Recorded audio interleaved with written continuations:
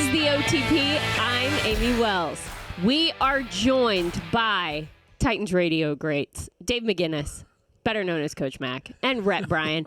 And we're here talking some training camp because, you guys, we've reached a point where we've got a couple days of padded practices under our belts now. We've had about 10 days worth of practices on and off with walkthroughs and jog-throughs and actual full-go practices. So we've got a fairly good sample size. We're in a rhythm. We're in a groove, a little bit of training camp. So, Mac, I guess the question is, to this point, does this team seem to be on track with kind of what you'd expect a team to be doing at this point in camp? Different teams have different personalities. This is a very young football team. I mean, I think that's going to be the theme that I think needs to get across. This is a young football team at some critical positions. So you ask me, are they where they should be? Yes, they are. Now, is everything going to be exactly picture perfect? It's not. That's not how training camp works. The other thing that all coaches in this league want to do, Amie, and it depends on the tone and the timbre of your team. A veteran football team, you treat a little bit different than a young football team. But a young football team, you want to put them in as many tough situations as you can early to see how they react.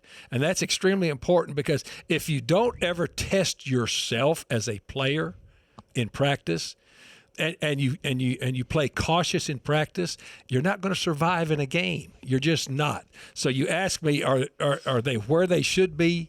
Yes, they are, with as young a team as this is. Rhett, the thing that it seems we all forget as we're watching these practice is that the point is to practice. The point is to figure out what works and what doesn't work, just like Mac was just saying. The point is to mess some things up. The point is to be in tough, hard situations so you work through them. And sometimes we watch and we're like, oh, drop the ball, bad team. It seems that dramatic. And sometimes we have to recalibrate and be like, this is the point. First of all, you're evoking thoughts of Allen Iverson we're talking about practice. We're talking about practice, not but a game. It is so important, and Mac hit the nail on the head as he usually does. You know, we talked about this in previous OTPs.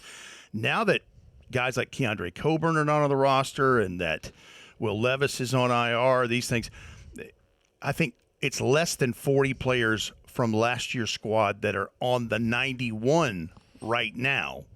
And then the average median age is got to be way down because at one point it was 44 of the 91 were 25 years of age or younger. It's more than that now. And so a lot of young fellas are going to be counted on and depended on heavily in this. Well, guess what young players do? In fact, veterans still do them occasionally, and that's make mistakes. But you're right. I mean, the structure is there so that when you get to a game, practice should be hard so that when you get to the game is the reward ultimately. But you got growing pains. That's where this thing is. And, you know, it's just like I had someone ask me about watching the Hall of Fame game. I'm like, I'm not watching a minute of that. And because they're trying to get their teams right as well.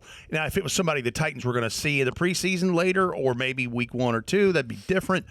But I have no interest in that because we got to figure out what's going on here because there have been so many wholesale changes to this. And that's what Brian Callahan and his staff are trying to do is get all this wrangled into, 90 minutes plus of getting 91 guys to do what you need them to do. But, yeah, it's never as good as it seems. It's never quite as bad as it seems either.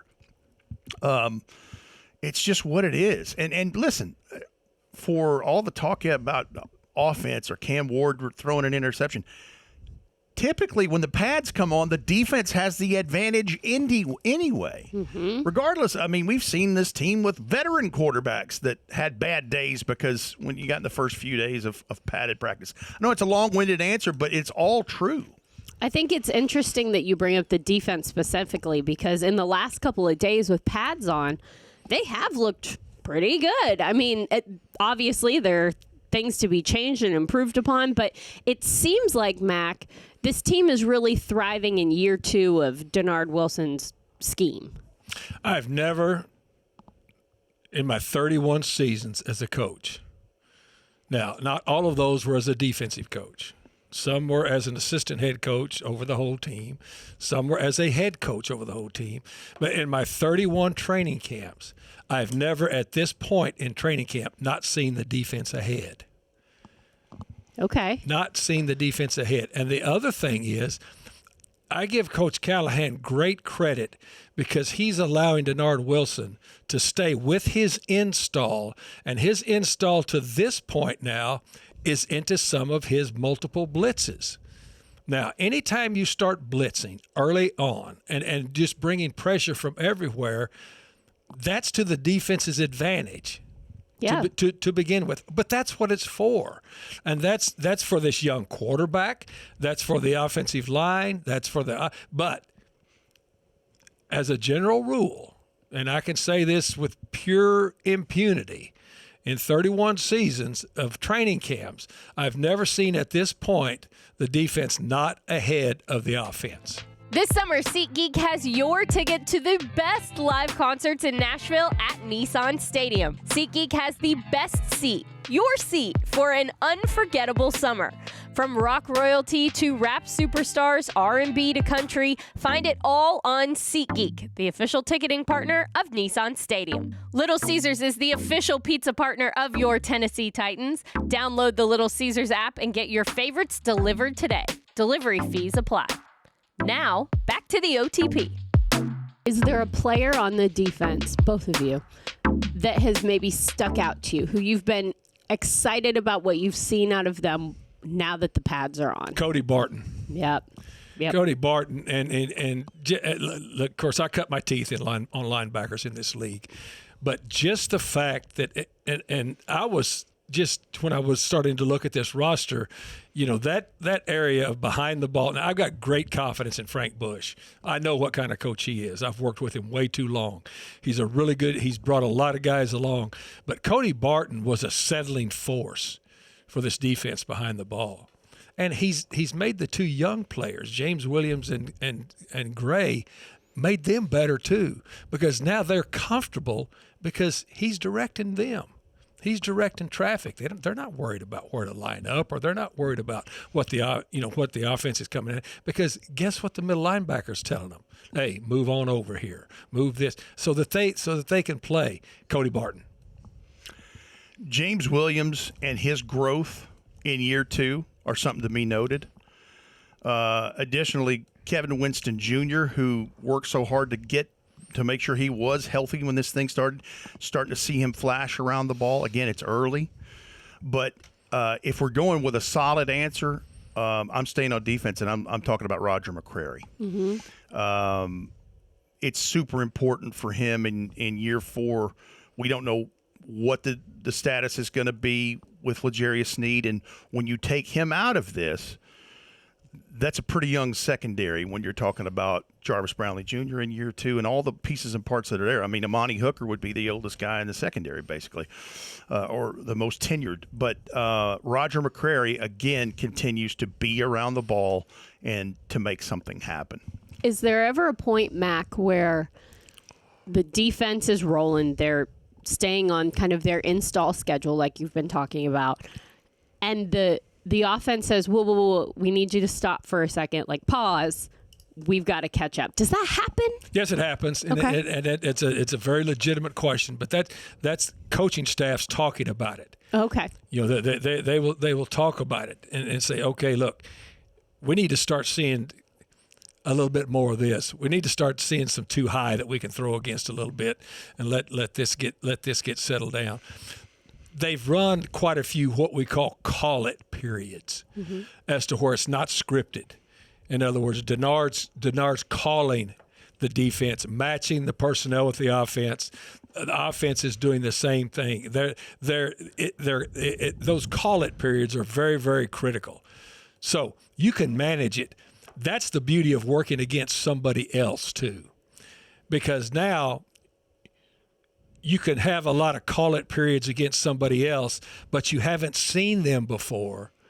So even if you're both playing your base stuff, it's new. Does that make sense? Absolutely. It's new as to what you're seeing. That's why it's so smart what Coach Callahan did, setting up going to 2 places to work out with this young football team. Again, as I say, because with 3 preseason games, you don't, especially with a team this young, you don't have enough padded practice work against real stressful situations.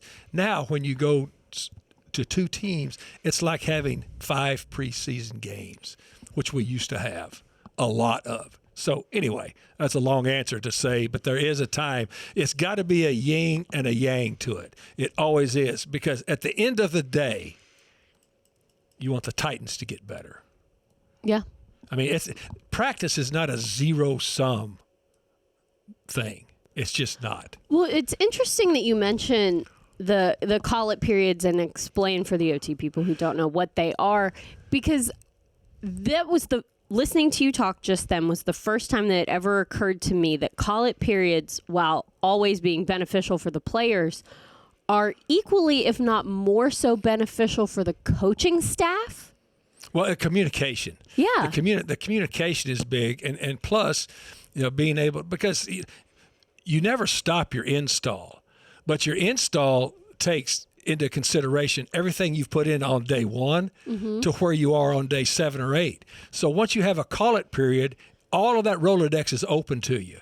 So the players it's not only what they've worked on that day. It's anything. It's anything. Yeah. And so that's a big plus. All right, let's switch over to offense. And we haven't really done a deep dive in Cam Ward. We've let a lot of other pundits really talk about him. We're not pundits. No, we're not. So I want to take some time here to talk about what you've seen from him, what you like, what you don't like, where you're feeling about Cam Ward. Rhett, he had an interesting quote the other day that's getting a lot of attention where he said he feels like this offense is very mid right now. A lot of people are taking that as a knock, maybe, that like mid is bad. Tell me why mid is not bad. Well, it has a negative connotation. Yeah. Because the kids say it. They say, it's mid. The youths are but confusing mid, to me. If you're going by literal definition, is not the best, but it's also not the worst. I just think there's things that need to be worked on and built off of. I think the things I've gotten from Cam Ward's availabilities in the last few days, one is just he doesn't care about the outside noise. He is insulated into what he's doing here. And it's fortified by something else he said in another availability that I thought was very interesting. We have realized, and certainly as we started to see that they were gravitating towards him as the number 1 overall pick, hearing about his family dynamic and how his parents they're workers. Mm-hmm. Work ethic is strong in that family. Competition is strong in that family. And Cam said it recently. He said, if my dad can get up at 4:30 in the morning to go to a job that he hates, I shouldn't have any problem getting up early and going to a job that I really like. Mm-hmm. And he said, in my opinion, good things come to those who put the work in. And I'm like, that resonates with me because I think about my dad worked physical labor his whole life. He worked 25 years at the Nissan plant and retired, but worked and built lots of important things in construction before that. And he instilled that, and my mother too. So that resonated with me. Mm-hmm. That's a takeaway. It's just the foundation of who he is. And I think the other part is the on-field stuff. I saw him at one point in one of the padded practices where he actually goes into the defensive huddle and is chirping. Mm-hmm. Like people want to talk about that day he and Big Jeff got into it a little bit. The moment's not too big for him. He appears to be fearless. That competitive layer is there, and it's strong. And that if he makes a mistake, brush it off. Let's go to the next one. Those are just the initial things that I've seen. And he knows the work is laid out there, and there's a lot of it to do. But I think I hear him coming from a good place and admitting so much in so many words. There's a lot I don't know. I don't know what I don't know. but I'm working towards it. Mac, you've worked with a lot of rookies throughout your career. Safe to say that Cam Ward is not your typical prototype for a rookie coming into this league? He's way more mature beyond his years. And I think that comes a little bit what Rhett's talking about is his upbringing, but also, I mean, his journey that he's been on. It wasn't an easy journey. This wasn't a 5-star dude that had everything handed to him coming out of West Columbia, Brazoria. I played with dudes from West Columbia, Brazoria when I was at school at TCU. I mean, you got to have some water in your bucket coming out of West Columbia, Brazoria down there on the coast. But to be a 0-star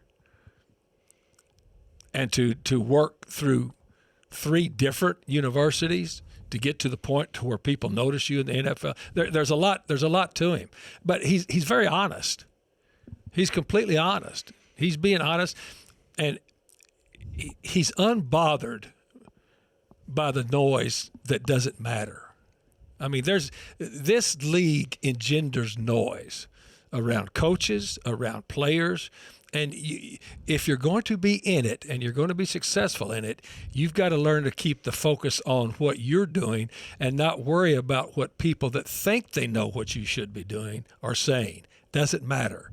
And he's able to brush that off pretty easily. He's established relationships, we know, with people like Calvin Ridley. And Calvin Ridley, in my evaluation, which, take that for what it's worth, has emerged as a leader that I don't think he was in 24. I think he's walked into more of a, not just being a veteran, because obviously he was a veteran last year, but you see him intentionally seeking out Cam Ward, intentionally seeking out some of the younger receivers, intentionally seeking out these different guys on the offense and bringing them along. It's not just about what Calvin Ridley is able to do and his skill set and all of the athletic attributes that he brings to a football team. Now it's about Calvin Ridley as an athlete, but also as a mentor and as a leader within that offense. Well, how beneficial do you think that is to someone like Cam? Calvin Ridley is a veteran player that realizes how important it is for this young quarterback to develop. Yeah. That's what he's done. He realizes that.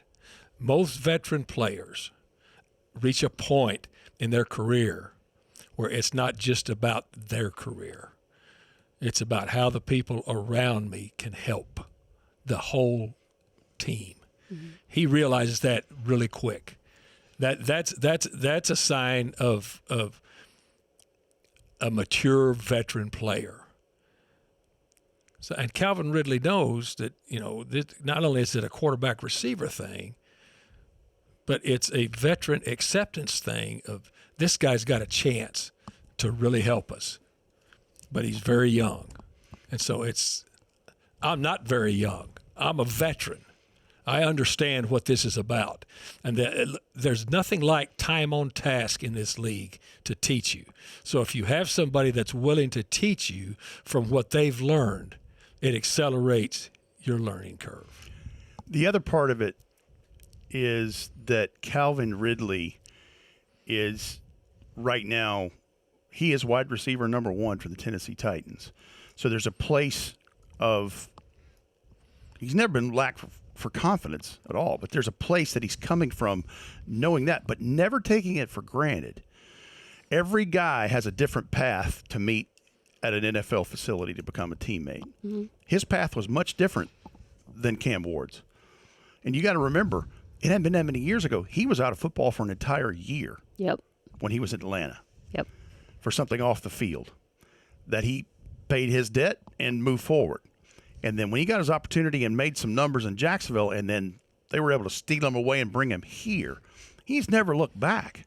I mean, you're talking about, he didn't have a 100-yard game until the Detroit game last year. Yeah. And then still had over 1,000 receiving yards.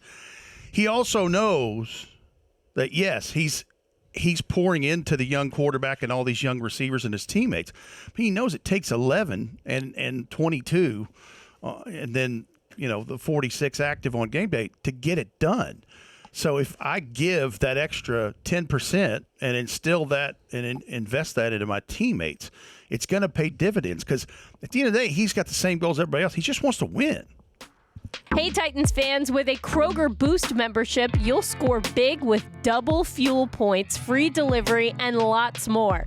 Go to Kroger.com/boost for details. Kroger, the official grocer of the Tennessee Titans. Tighten up. Home is the forefront of all we do. It's why we're so committed to caring for the places and spaces in which we work and live. Ashley, the official furniture provider of the Tennessee Titans. Now, back to the OTP.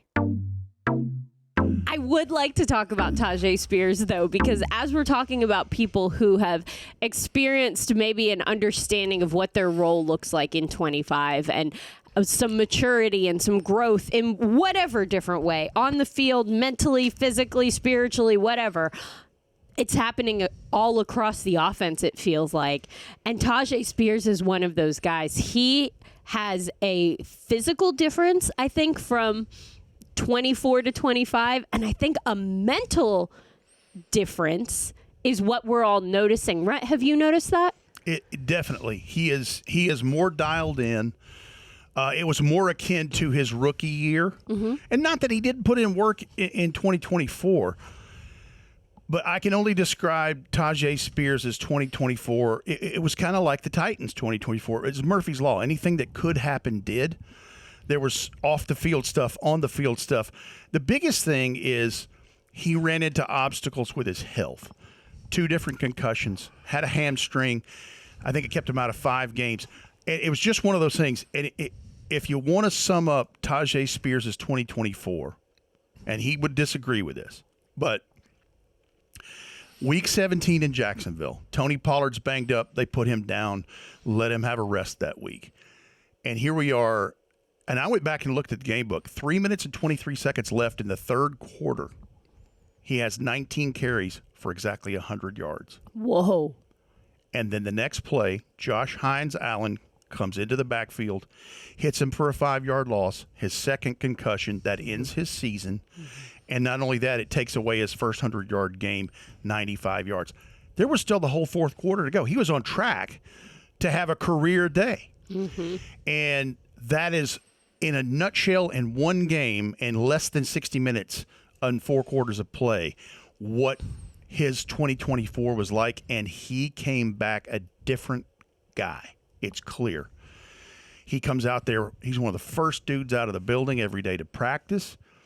There's a renewed focus and purpose there, and hearing his availability this week. He talked about living in the moment and segmenting life. And, okay, that's done. Let's move to this. And not dwelling on things that didn't go the way that he wanted it to. Not dwelling on a fumble he had. Any of those things. There's clearly a growth here, and I think you'll see it on the football field. I think so, too. We actually had the chance to talk to Tyjae Spears a couple days ago. And I will warn you, it's a little bit of a chaotic interview. We talked about a lot of his mental state and how he's growing and changing, but then we also have some cameos from people like Jaquan Jackson and Big Jeff. So check this out. Tyjae Spears, running back for your Tennessee Titans, joins us right here on the OTP. Now, Tyjae, I've just got to ask you, because you look like you're having so much fun. How good does it feel to be healthy and playing football? First thing you got to do is thank the Lord, because I've been through, last year I've been through quite a few battles throughout the season. And it's just this off season, just prepping, getting my body right, getting my mind right. So I just want to give a big shout out to the Lord. It's so fun. Yeah. It's so fun. You look like you're having fun. I am. Yeah. I am. I am. I was finna go into details, but I am. But the Lord is so good because, I don't know, it's just like He just doing something to my soul right now, and I just want to be able, every chance I get, I just want to say thank you to Him, and of course, thank you to everybody around me too. People are noticing that. It's not just you that's feeling that. I think other people are noticing that something's happening in you, because all of the comments that we heard during the off season, as you're going through the off season program, and all of the things, it wasn't just about what you were doing on the field. It was about how mentally you were different. You seem more mature. You seem more in sync. You seem more almost in alignment. Are you feeling that? Are you surprised that people are noticing that? That was one of my biggest things. Like, take my shift off of what people was thinking and noticing, and like focus on Tyjae and what he's noticing about himself. And I do feel a maturity. I do feel a connection with myself, and I do feel the consistency. So yeah, and it's just that's just something you build on. And it's just like I'm honestly priding myself every day to be the best version of myself I can show up as. Knowing days wasn't perfect. I wasn't perfect at all today at practice, but I guess I showed up as my best self, and that's all I can do. Well, and you had some big moments at practice today. You made some big plays. You know, I usually be so hard on myself. Yeah. I'm not hard on myself no more. Just be breathing. Uh-oh. How you doing today? I'm great. How are you? What have you noticed about Tyjae Spears being back here at training camp? Tell me about your guy over here. Oh man, he's a lot of energy, fantastic. Yeah? A lot of speed, breaking tackles, doing what he always do. Yeah? Nothing different? He's just same old Tyjae? Same old Tyjae. He is? He always. Oh, no. It's either he cut the beard off and keep the stash, or he do a different hairstyle. Okay, so how do you decide what it's going to be? What's the plan for this year? Tell the people. It's a game time decision. I'm in a barber chair, Yeah? and I be like, man, I'm gonna keep it, or man, I'm gonna cut it. It's just a game time decision. Of all the styles he's had, which one was the best one? I'll probably Lay him say, out. I'll probably say when it's all out. Really? Just nothing, just regular double strand twist. Yeah. Okay. Is that an option? Something like that. That's Is an that option. Something like that. is that an That's an option? option. Like double strand twist, or when it's just by itself hanging down and we could just flick it back and just, It you just know. go. Let it flow. Do you want to take a picture as like an inspo that you can take with you? Yes. Of course. Can we get a camera over here so we can all take a? Can we get? I'm We sorry, need guys, that was a inspo wave pictures introduction. for Tyjae's hair here. Hold on, let me put it back down. Try to take a picture and hold a mic. Like you did talking. Perfect. All right, so now you're ready to go to the barber. No, not yet. Not yet? I'm going through the process right now. So is that a post camp trip? Hold up. How about you cut his hair? Oh, how about it? I need you to know. I cut my husband's hair in the backyard. It's nothing fancy. It's a buzz cut, Wait, but I was can the do bird- it for Was you. the birds chirping when you was cutting it? No, I don't know what that means. The Were they birds. birds chirping? Yeah, outside. Maybe, yeah. Let me tell you a fun fact about me. I love sitting in my backyard when the birds chirping, sunlight, so beautiful. You do? Yes. That's like your zen moment? That's my zen moment. Okay. I have my shoes on though. I just be chilling. I like it. I'll cut your hair. Yeah. You won't like it. You can't. Don't touch. Hey, don't. You touch, won't enjoy Don't touch it. the do. Yeah. Don't touch the do. Yeah, Go around you the won't do. like. You won't like it. You would not enjoy that. Okay. Damn. Yeah. We probably got to do something else. You will probably leave it to the professionals. We probably But gotta I get- will. We probably got to get ice cream or something. You can't I'm gonna need a YouTube video. Thank you. Gotta run. Sorry for crashing the video, but great. tighten up. Tighten up. That's my wave brother. That's my wave brother. I love him to death, man. I love him to death. You guys have like seen a lot of life together, the two of you. Yeah, we have. Man, that's so beautiful. Just not knowing him from a can of paint. My first day getting to college, we was in the same dormitory together, and just meeting him, getting to know him.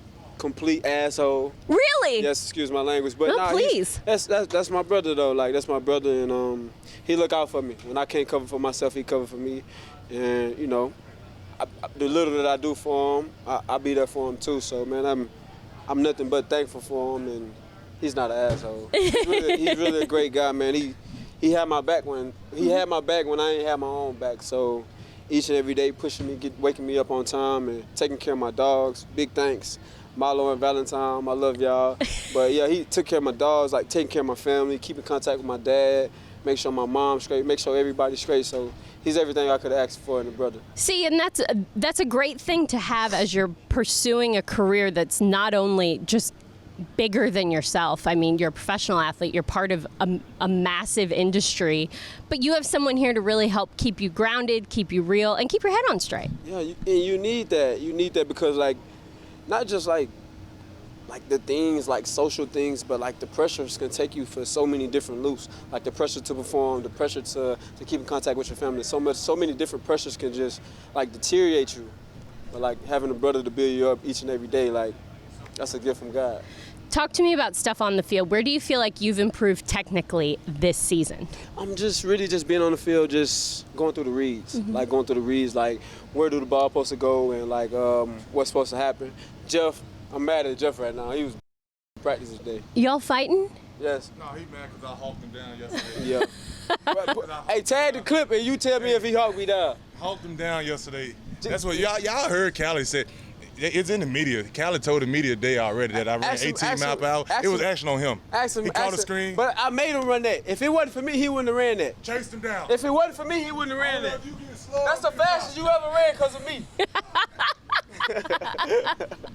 Okay, I gotta ask, why is everybody on this team feeling it's important to come over here and bother you right now? Because I'm a good person. Yeah. I'm a good person. I usually probably stop by and bother them, but no, I'm a good person. It's like you say, it's just the energy. Like people not going to come mess with somebody that has bad energy. Like it's all about energy, having good energy, and just trying to be the best you can be every day. Do you feel like this team has a better energy than you've ever experienced before? I do. We are all flying around. You know, of course it's day 2, but I don't believe in like day 2. I believe in stacking the day. So of course, like we in training camp and the day is getting longer and harder, but I feel like it's great.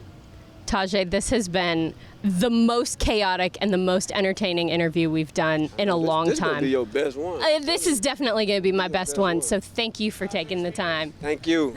And Titans fans, I love y'all. I think that when you have that many people, teammates, crashing your interviews, coming in to talk nice about you in the case of his friend Jaquan Jackson, or kind of give you a hard time in the case of Jeffrey Simmons, I think that says you're a pretty universally liked guy. Mac, is that what you have found in your history to be true? They respect him. Yeah.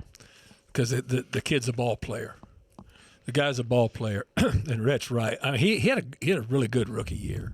He really did. But when you're hurt, then all of a sudden it's different, and then you've got to regenerate yourself. Well, he's done that, but he's very well respected by his teammates because once it's kicked off, he plays ball, and he loves playing ball. I just want him to be healthy.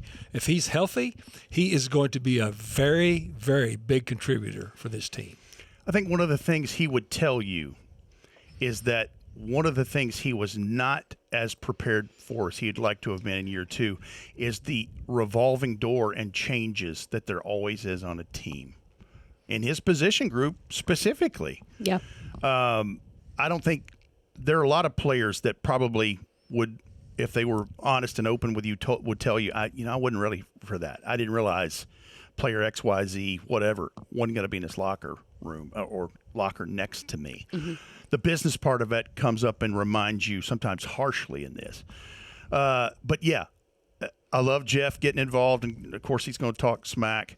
And of course his teammate Jaquan Jackson is going to come in and crash the party a little bit. But I think Mac's right. There's a level of respect there because he is a player, and I mean literal definition of the player part of it, just he can play. But he's an endearing person. He will be one of those guys to say, hey, you good? Mm-hmm. Let me check on you. You good? Yeah. Yeah, I'm good too. I'm the president of the fan club. Mac's going to point it out. But it's true.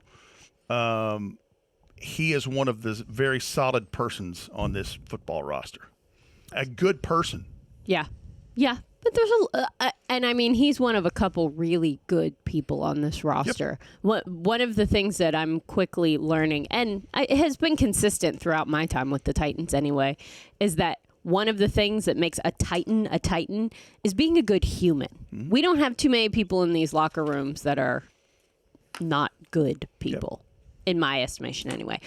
All right, speaking of good people, there are a lot of good people going back to work in the coming days and weeks because there is more training camp to get through, and the Titans are getting ready to go on a pretty substantial road trip.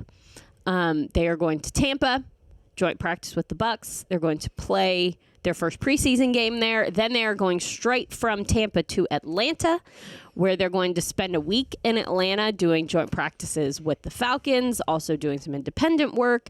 And then they'll play their second preseason game in Atlanta before coming back to Nashville. All in all, the trip is about 10 days, give or take a couple hours. Mac, how does a trip like that benefit a team like the Titans? Well, it's like it was. See, nowadays, not very many people go away to camp anymore because the facilities have been built out everywhere that you stay, the familiarity. We go back to a young football team. These guys now for 10 days, it's going to be us against them. Boot camp. They're going to live with each other, and there's a lot that comes out of that. I mean, I've had 39 training camps, and I know that living together in a dormitory when everybody's got money and you live in a really nice house and a nice bed and there's something about it. And this, we talk about making players uncomfortable on the field. Get out of your comfort zone and kind of have to depend on the people around you. I like what we're doing. Yeah, there are still a handful of teams that I think about. Pittsburgh. Where's it? They got Latrobe. Yeah. Is it Latrobe? It's Latrobe. Yeah, Latrobe, PA. PA, yeah. And the Cowboys go to Oxnard. Isn't that the birthplace of Arnold Palmer, I think, Latrobe, PA? I don't know. My dad went there a couple times. That's all I know. Yeah, I think about them every year, and the Cowboys in Oxnard. And there's reasons why they do that. This type of 10-day window is one of those main reasons. And I think that was very smart on Brian Callahan's part to orchestrate something where it's like, listen, we got so many new and moving parts here. Let's just put – and listen, I go back to his friend Jeff Fisher, the former coach here, and what they went through in 4 different seasons after they – left Houston. They played in 4 different stadiums in 4 years. They played in the Astrodome. They played in Memphis. They played at Vandy. They played at what is now Nissan Stadium.